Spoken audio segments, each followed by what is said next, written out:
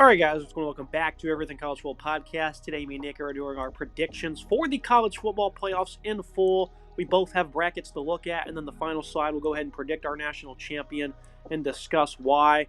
This is the first time with this 12-team playoff. It really grew on me at first. I was like, 4 might be too little. I think 6 would be the right amount. 12 is way too many. And for reasons that occurred this year already, where we have 3 lost teams still in the running for the playoff. And have a head coach in Lane Kiffin who loses 3 games and runs his mouth on Twitter. So this certainly isn't a perfect system for some. I don't think this is bad, though, Nick. I certainly like this postseason element that we have. There's more games now in college football. Bowl season, has a little bit more luster added to it.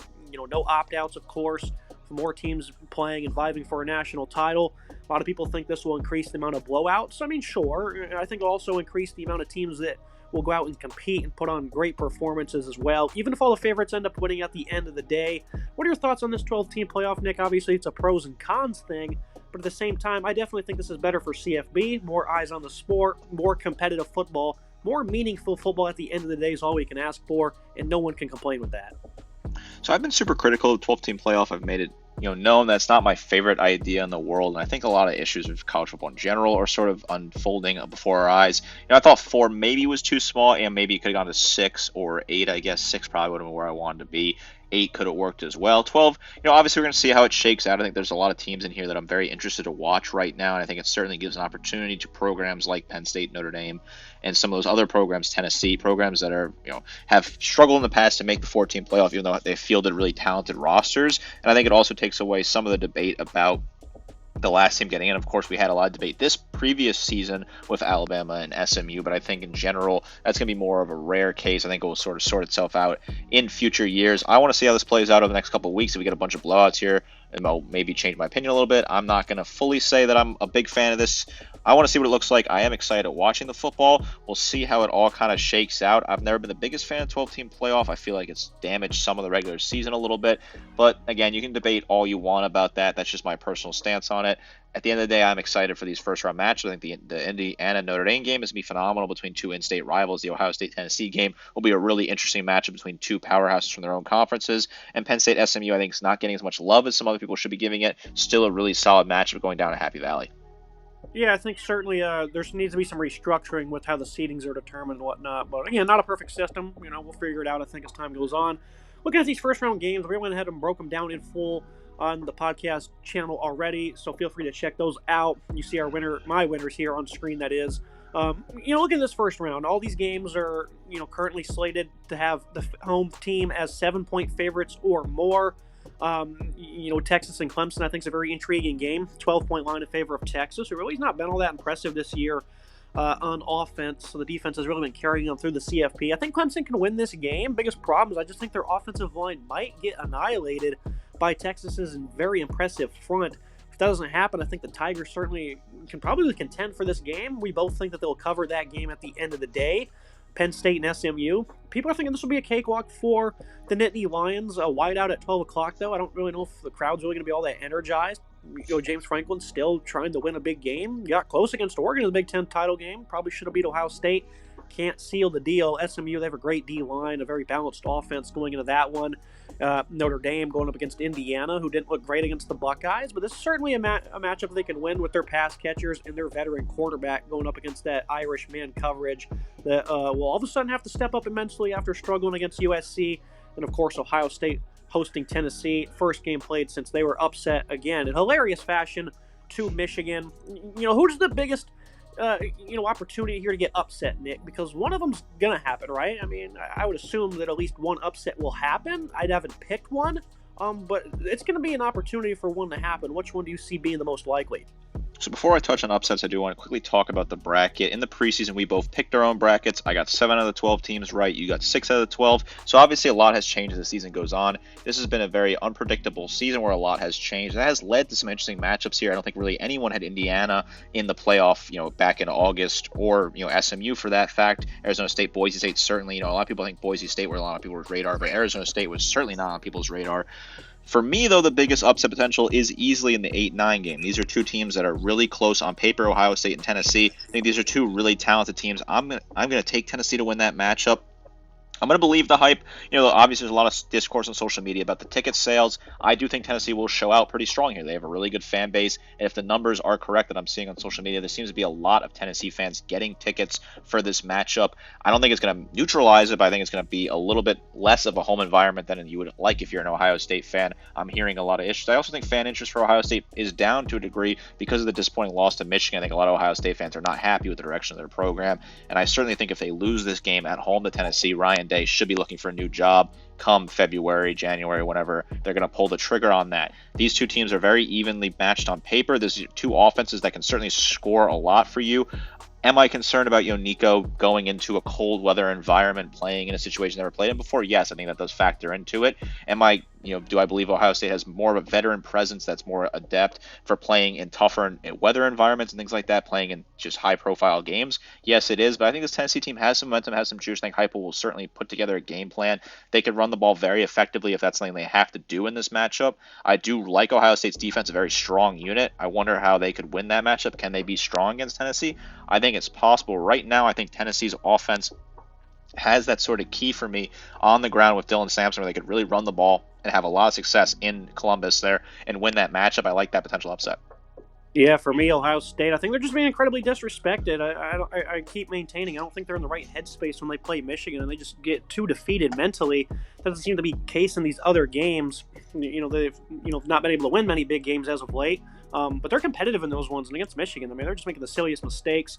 First 2 INT game of the year for Howard. First time Jaden Fielding's ever had 2 missed kicks. I mean, these guys are just defeated mentally.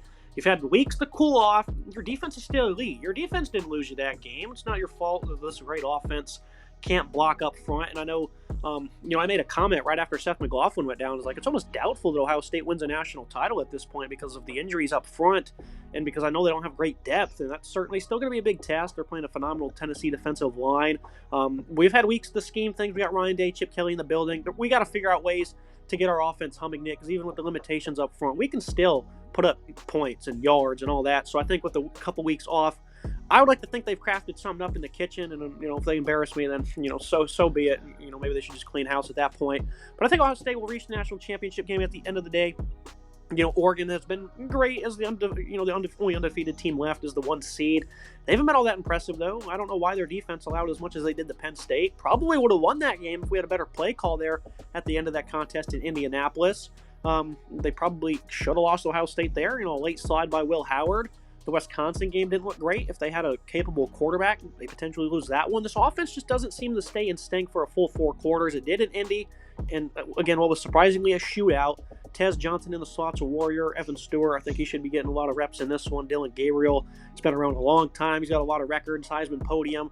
Oregon's phenomenal, right? And I think their defense, they've added a lot of guys in the portal, have really improved and allowed them to compete in the trenches. Their offensive line's phenomenal.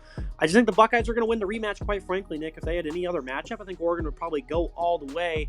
But I'm going to stick with the Buckeyes on the left side of the bracket. I think Arizona State can certainly make an interesting run. I like Cam Scatterbo. He's phenomenal. Their defense plays really tough. We're all going to probably be rooting for Arizona State, I would say, Nick. I just can't pull the trigger on them to beat Texas. That's kind of it for my left side of the bracket. And, of course, another big upset, a team in Notre Dame that can't really seem to win big games themselves either. I'm seeming to double down on teams that have not been able to accomplish much, Nick. But I think Notre Dame has a phenomenal defense. I love their run game. No one has stopped them all year long. Three-headed monster of Love, Leonard, and Price. They've been great. I think that Georgia matchup, it's going to be an interesting one. We're not sitting here writing Georgia off because Carson Beck's not going to likely be playing, Nick. I certainly think that they're going to be the favorite even with Gunnar Stockton, but I think at some point in that game, his inexperience and him not being as great as Beck is eventually going to bite them in the back, but I don't think they're going to get ran over by any means. They'll be competitive, and they can even go to the Natty.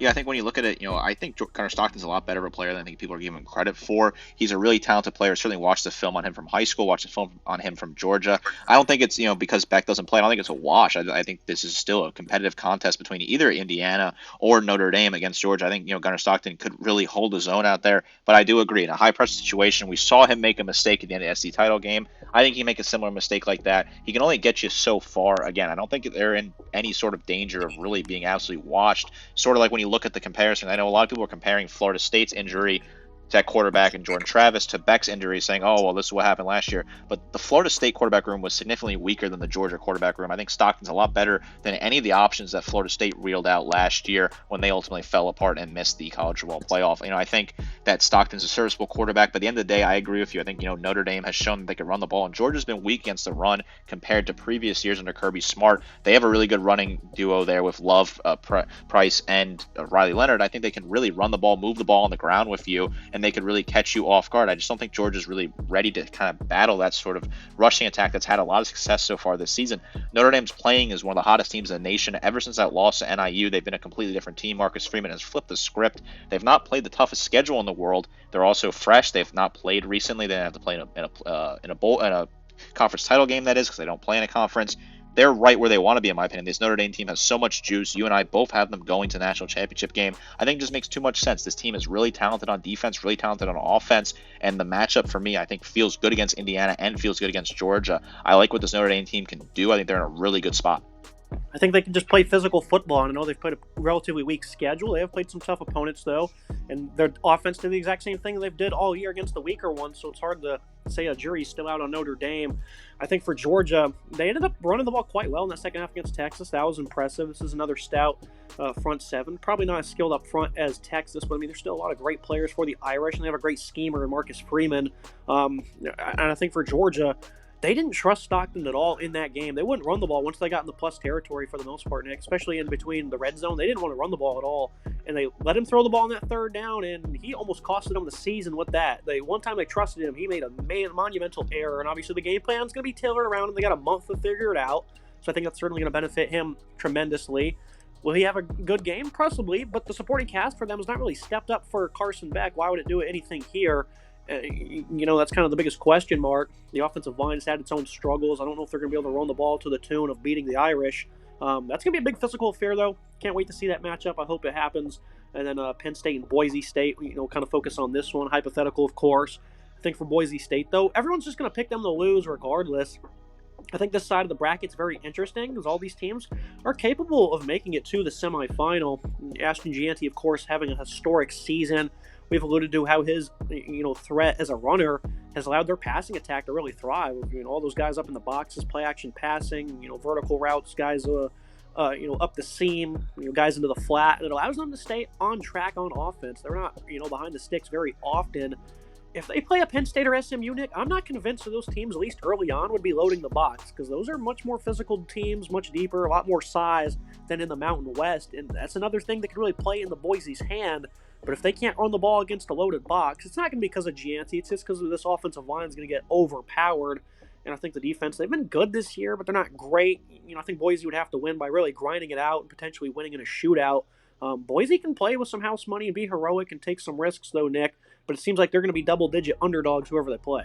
I think Boise State has a lot of good opportunities here. I think you make a lot of great points there. You and I have discussed this at length this year that when you play Boise State right now, the method is load the box, put everyone in the box, and really try to make Gianti earn his yards. And he's still doing that, even though he's playing a stacked box pretty much every single game. I don't think Penn State would stack the box. I think they're going to say, go out and beat us. We're going to still try to play our normal defense. We're not going to adjust for Gianti. We're going to see what you can do. Just go out and beat us, see if you can have that day. See if that offensive line can hold up, because I don't know if that offensive line can hold up. That's certainly the biggest concern for me when it comes to Boise State is can that offensive line hold up against a physical defensive line with incredible pass rush. Danny Sutton, Abdul Carter, incredibly talented pieces for Penn State that could really absolutely run you over. I think that's a very intriguing matchup. I think Boise State could get the job done. This is a side of the bracket right now. When you look at those three teams, Penn State, Boise State, and SMU, I think all three of those teams could potentially come out of that bracket, right? I think this is a matchup where there's teams here that are super talented, but also have some weaknesses and some advantages. When you look at Penn State, they have kind of flown under the radar for a lot of people because they ended up sneaking their way into the conference title game.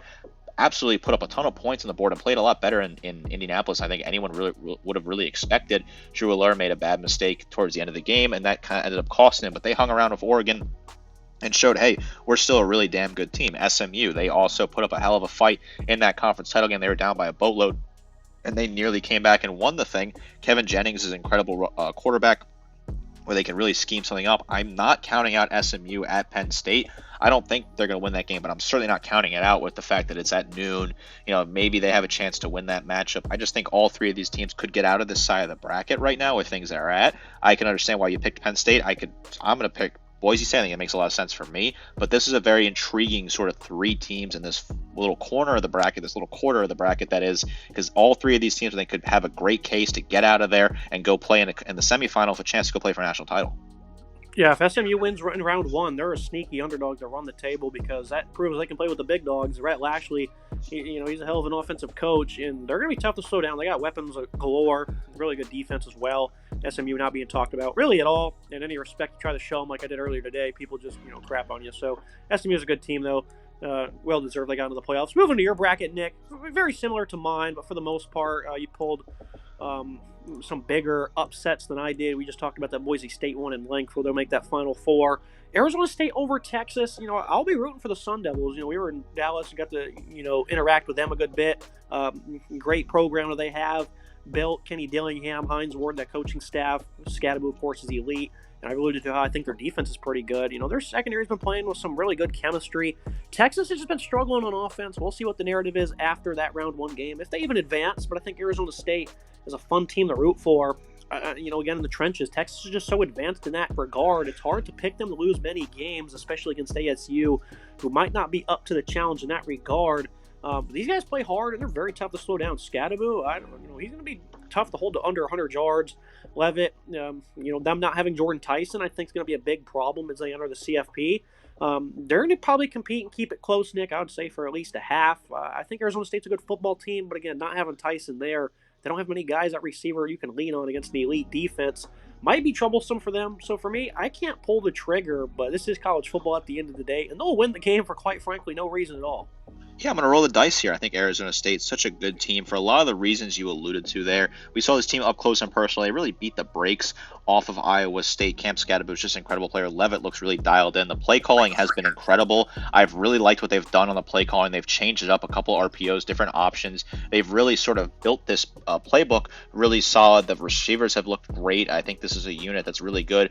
Am I a little worried about the trenches? Of course. Anytime you play an SEC team as a Big 12 team, I'm going to be worried about what the trenches could look like. But Texas, they've been playing weak football, in my opinion, and there's a lot of question marks. There's a lot of rumors swirling about whether or not Ewers is going to get the start here. Do they want to make the switch and plug Manning in and let him get some reps in practice?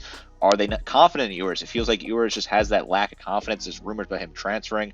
There's a whole lot of mess going down there, and I think, I don't think it's necessarily a guarantee they beat Clemson. You and I think Clemson will both cover that spread. It's like 11-12, depending on what book you're looking at. I think that's a lot of points. I think Clemson has a good opportunity to cover that spread and maybe even win the game outright. I won't pull the trigger there. I just think Texas have shown to be a little fraudulent this year, and they put themselves, yes, their draw is not bad with Clemson and Arizona State, but I just don't feel great about it with this Texas team. The offense has not wowed me really at all as of late. The defense has been good, but the offense has been letting me down. Yes, they're really strong on the defensive side of the ball in the trenches, and yes, the offensive line has incredibly talented pieces, but I still worry a little bit. We've seen Arizona State get some good pass rush pressure on recent opponents as well, and that offense just is scoring at such a high clip with Kenny Dillingham and the rest of the offensive staff putting together a great game plan week in, week out. I feel really good about the Sun Devils being competitive in that quarterfinal and winning that matchup, and also being competitive in a semifinal against Oregon, who I do have going all the way to the national title.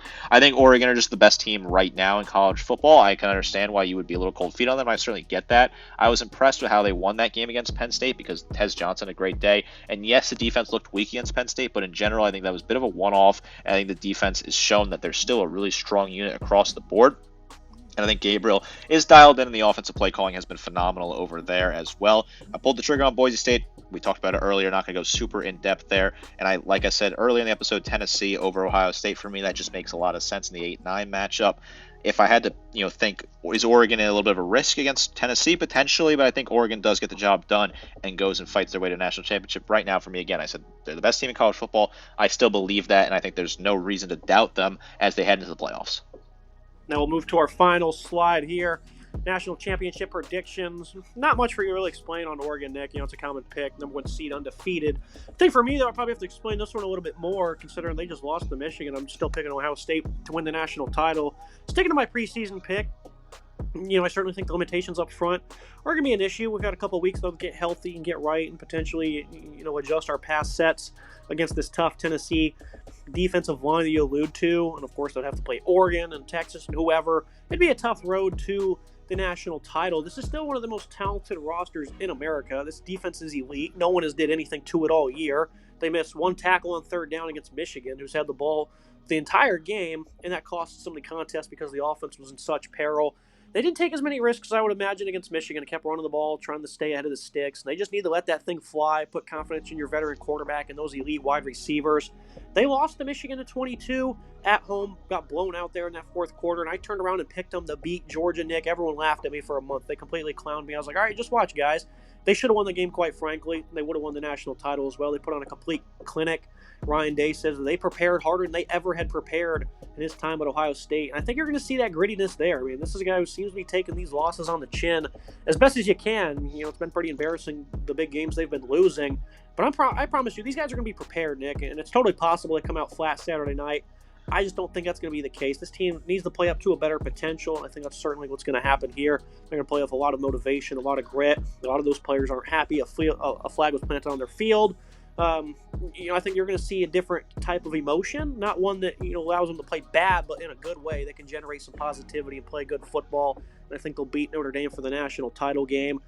I think Ohio State gets the job done. I think they won the title here. I think people are overlooking them significantly, Nick. The loss to Michigan, it's bad. It's horrendous. Probably the worst in college football history. But let's not forget on paper what this team can do. And that was a couple weeks ago, Nick. Let's put that behind us. Just like Notre Dame put NIU behind them, and it hasn't affected them since. Ohio State, they're going to win the national championship game. I might end up looking silly, but that's just fine. I think this is how it's going to go. And usually I'm not wrong when I feel bold about things. You're certainly putting your chips on the table. Betting the house on Ohio State is a gamble that I would not advise a lot of people to make. But this team pretty well. You eventually convinced me to go with Ohio State against Georgia. I picked Georgia when we first sat down and did it. But after 2 weeks, I watched some film. I listened to some of the things you were saying. But I did my own film research as well. I dug into the numbers. And I started to realize that, hey, maybe, Ohio State is the better team in that matchup. And they really should have beat Georgia. Unfortunately, they did not for that program. We could be having a totally different conversation right now because I think they would have waxed TCU when it was all said and done. For me, I'm taking the Ducks. Maybe 2 touchdowns is a bit lofty. It's kind of tough for me to figure out what type of score we could have here. No disrespect Notre Dame, they're a phenomenal team, but Oregon has just shown nothing to me that would make me think they're not the best team in the country right now. Defense is the only thing you could really be concerned about. I have no worries about the offense. The defense, yes, is a little bit shaky at times, but I still feel pretty confident in them. I think that this is a Dan Lanning coach team who's a phenomenal coach, a guy that's been ready for this moment. These guys are bought in. This offense is really good. The secondary, I think, can have a step-up moment here. I like what they have on the defensive line, which has really been playing very good football as of late. Bailed them out in that Wisconsin game. Certainly the defensive line was really dominant at the end of that matchup. I like the Ducks here. I think this team is just really good. I picked them to go to the national title game back in August. I picked Georgia to win it all. I don't feel really confident in Georgia right now. They're not the same team that I thought they were going to be this year. They've looked a shell of what I thought they were going to look like. But Oregon's looked as expected, looked as advertised, if not better than advertised. I got to go with the Ducks here. Maybe it's a bit boring going with the number 1 seed overall, but having a lower seed Notre Dame team that's run the gauntlet, going from the first round all the way to the title, makes me feel a little bit better about it. The 7 seed that is in the Fighting Irish. I like Oregon here. Give me the Ducks, although I think a lot could happen, and I think there could be certainly upsets that people are not expecting, especially in the later rounds of some weaker teams on paper have good games early on in the playoff.